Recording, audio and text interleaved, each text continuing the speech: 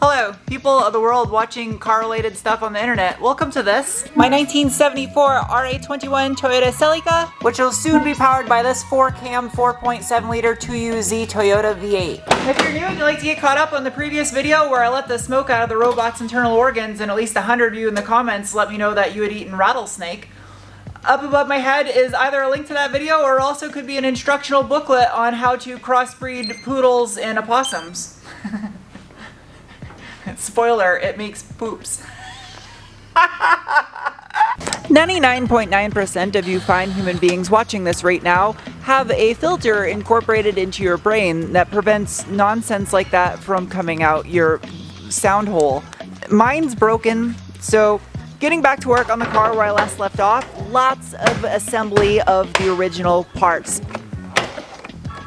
Here's a little bit of automotive ASMR for you. It's so crisp sounding. There's no rattle, I almost forgot. It can even get better than that. These are the rubber bumpers, genuine Toyota part. And just when you thought I couldn't get any more geeky, I'm using actual Japanese grease. How the hell? This is not gonna be easy to install this. Wait, there's a hole. Ah, there we go. Perfect. ASMR round 2. Oh, that's even better. I still got a lot to assemble on this door. Uh-oh. Oh no.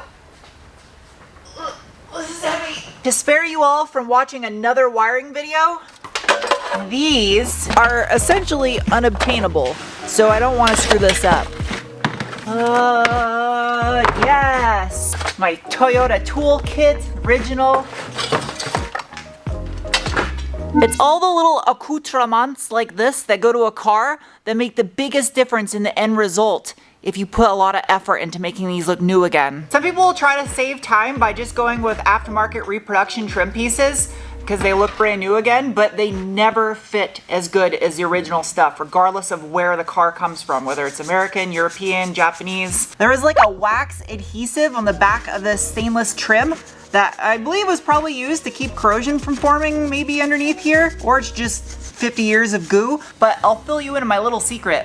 Bug and tar remover in steel wool or red Scotch-Brite will clean up stainless. Perfect, gets all the stuff off. It looks like rust, but it's not. It's like an adhesive old residue, and it comes right off with bug and tar remover. This car was repainted at one point in time in its life, factory color, but just redone.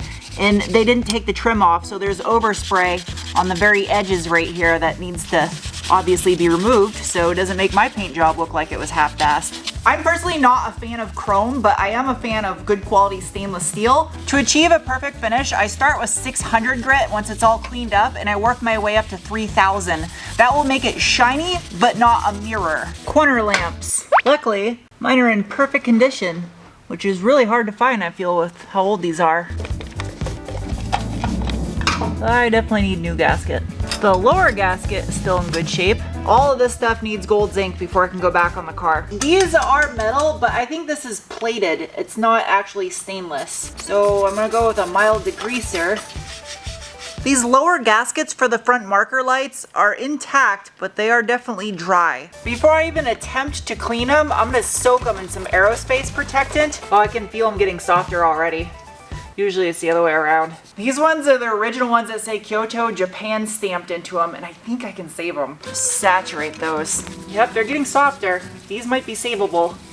I don't have gaskets for these, so I gotta make them. This is the original factory grille that came on this car. Note the ST logo. There were a couple different grille styles that you could have on these, but I think it's more special to just have the original one that came on the car from when it was new. This part I have to be super careful because these are plastic and I don't want them to break. Oh man, this is nerve-wracking. I don't want to put an oil-based lubricant on here because then paint won't stick to it. So I'm gonna use glass cleaner. It's wet, that's all that matters. Got it. I didn't break it. This center peg is plastic. This backing plate and the clip are both metal. So I don't want to snap the little plastic part in the middle because then I will effectively ruin the thing I'm trying to restore. If I put a little bit of pressure, just enough to get a bigger screwdriver under it, bend the tab itself, there we go.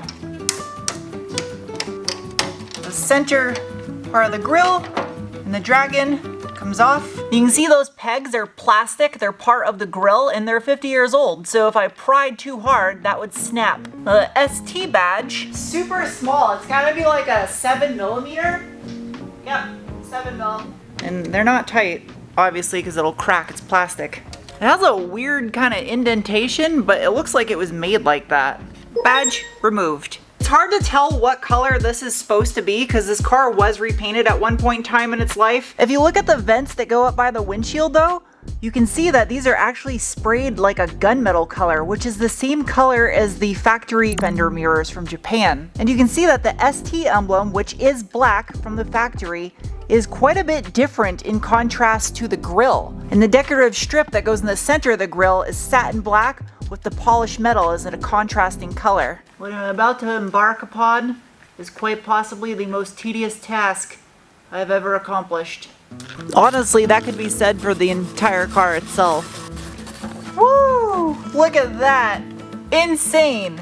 This is astonishing just how durable this chrome plating on a piece of plastic is. I don't think I could do this on a newer vehicle's chrome plastic. It would just scuff it and be ruined. The fact that I can clean the chrome plating with steel wool means that it's durable. More durable than spray. I know. This is not sponsored, but I'm showing you what I'm using because this stuff is like OE quality. Just so you don't think I'm putting random spray paint on it. It's like an oven. You can't see me, but just know that I'm painting. Now that this entire thing is nice and trim black, try some 2000 grit. There we go. In case you were wondering, I actually only let this trim black dry for about 15 minutes. It's that hot out there that it just bakes it while you're spraying it. Have you ever sanded 4 coats of spray paint off with 2000 grit sandpaper before? If you have, then you're probably also insane. Well, that was an hour of my life I can't get back, but that literally looks brand new again. Each one of these little chrome ribs is polished out in 3000 grit, and then it's got the fresh new trim black on the inside there. Hello, welcome to the second day in this video. You may be watching this right now wondering when I'm gonna get to the point of starting this car. And to answer that question, wow, this stuff is making a mess. I don't want corrosion, but geez, this stuff is messy. Ow, that's not easy to do. The backside of this thing is all covered in that wax. Ugh. Sweet, nice and tight seal. I also decided rather than put the old fuel and brake lines back on this car, to put all brand new stuff. So I ordered all brand new hard lines to make it all from scratch. Too much wax everywhere. Those trash bags smell so good. Why? Why do my trash bags smell good? Since this is an area that is inevitably gonna get dirt built up behind it, this one's nasty, I gotta clean this. Adding this chassis wax underneath the trim will help prevent any dirt that's trapped in there over the years from mixing with moisture from when you wash it or it rains into becoming a breeding ground for mildew, rot, and stinky. Okay. All the gold zinc hardware is now at the zinc platers to get freshly redone. And this matte clear coat, which is going to be the secret sauce for what is about to commence.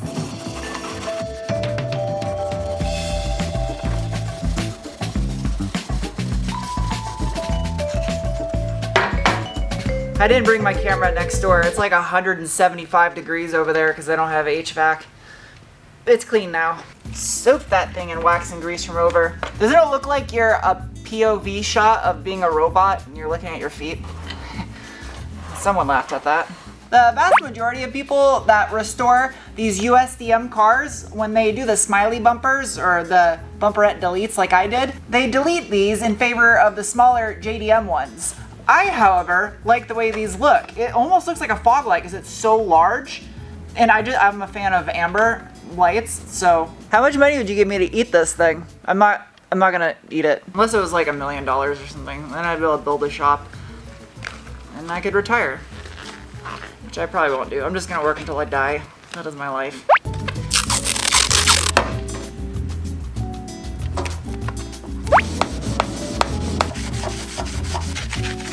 This area had some gouges in it, and if I don't fade it with a red Scotch-Brite into the gray Scotch-Brite, you're gonna see that underneath the paint.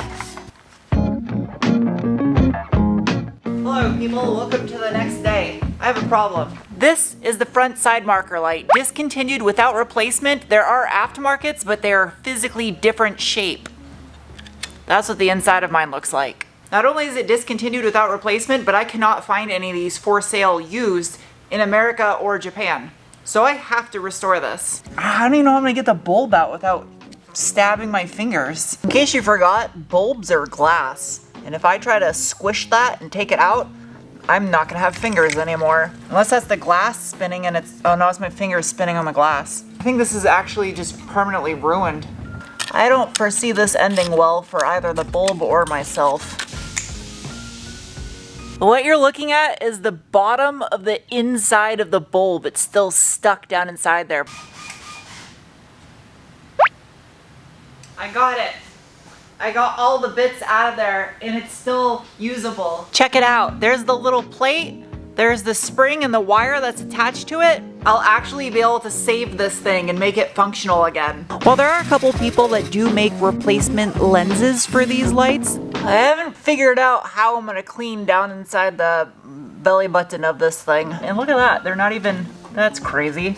The actual backing plate and bulb holder for the USDM cars is literally unobtainium unless you can find one in a junkyard, which is rare for a car this old now. These are both now stripped, completely disassembled, and hopefully the zinc coater should be able to sandblast down inside those holes and get it freshly rezinked. So these are supposed to be satin silver, and they are definitely, they got some corrosion coming through. I need a clean source to get this right. Well, you can argue that doing these black or gunmetal like the grille or even body color could all potentially look good in their own ways. I am a fan of keeping it OE.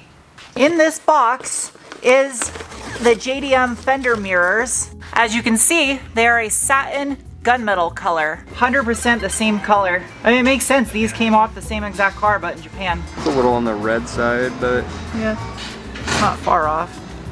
It's saying that it's mostly made with 940, which is the coarsest silver that I have. So this is the printout of all the different paint quantities I need to mix together to make the color. That one sounds fun. Medium cornflake metallic. Coarse pancake? Really? Now that I know what color it's supposed to be, I can strip it.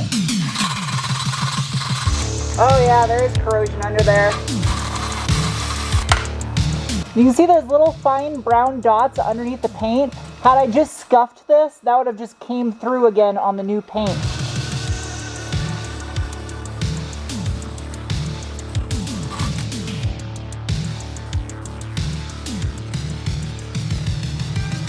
I got a bit of an unfortunate time delay. This is not getting shot in this video.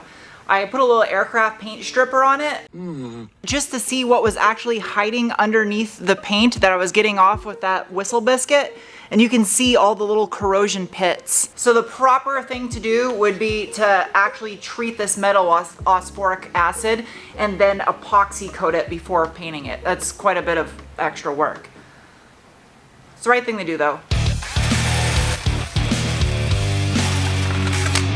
This piece of sheet is made out of rubber. Rubber comes from trees, although this one probably came from recycled tires and sneakers and condoms.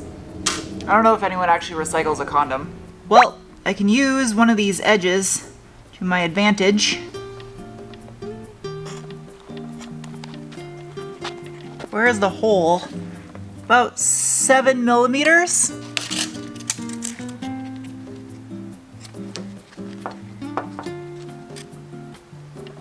I gotta punch these out and destroy my toolbox top. According to my hair tie, that only took me about an hour to do.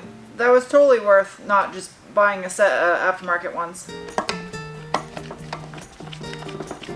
All I did was clean these. I haven't polished the chrome or the lens yet, so when I do the final detail, I mean, that, for being 50 years old, that's amazing. So the JDM corner lights are amber, the USDM ones are clear, and I really thought about doing the JDM ones because I love the way amber looks, but these are the ones that came on the car originally, so I gotta keep the original parts. I have to keep as much of this car Survivor as possible.